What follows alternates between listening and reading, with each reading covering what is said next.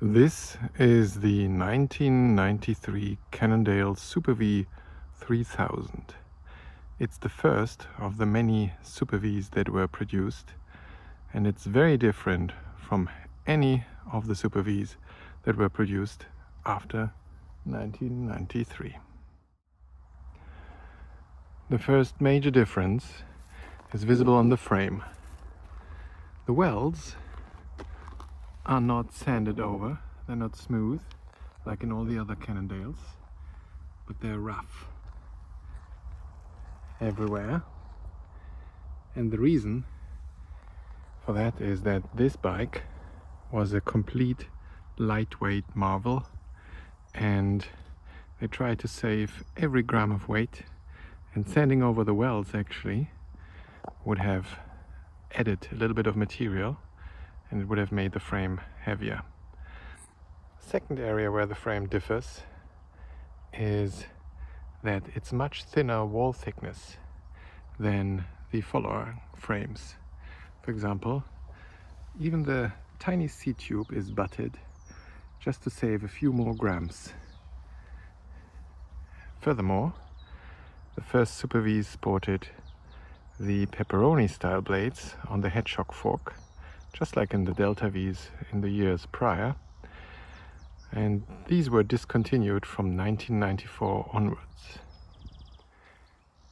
The Super V 3000 1993 was equipped completely with the Shimano XTR 900 group set. The crank, the front derailleur, the rear derailleur, the brakes, and of course the shift brake combination at the front.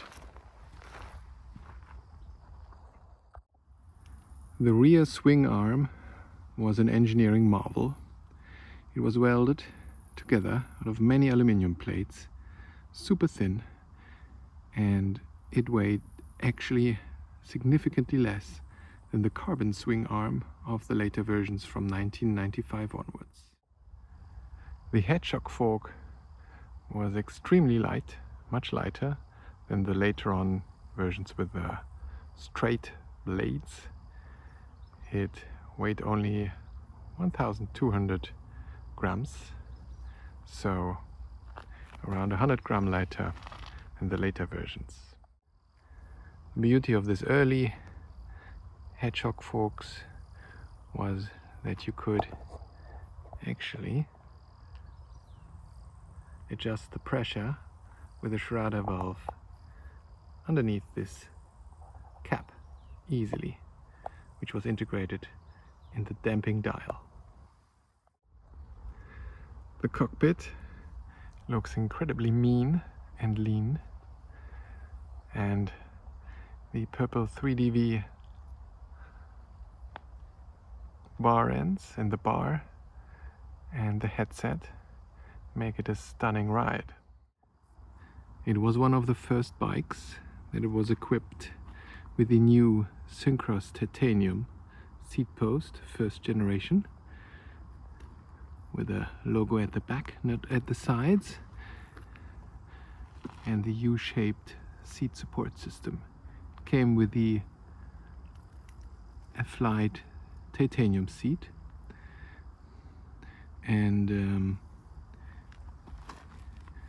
a rear shock from Fox. Original one had the blue logos. This one is a lighter version of Fox Alps 4.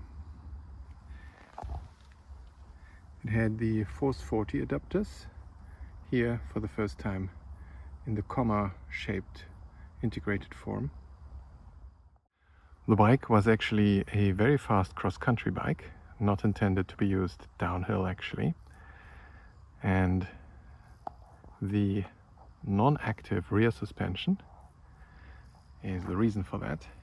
It had a relatively high pivot location between the two struts that support the seat tube, and if you were pedaling really hard, it would stiffen the chain and therefore increase the resistance of the suspension and make it something like a hardtail.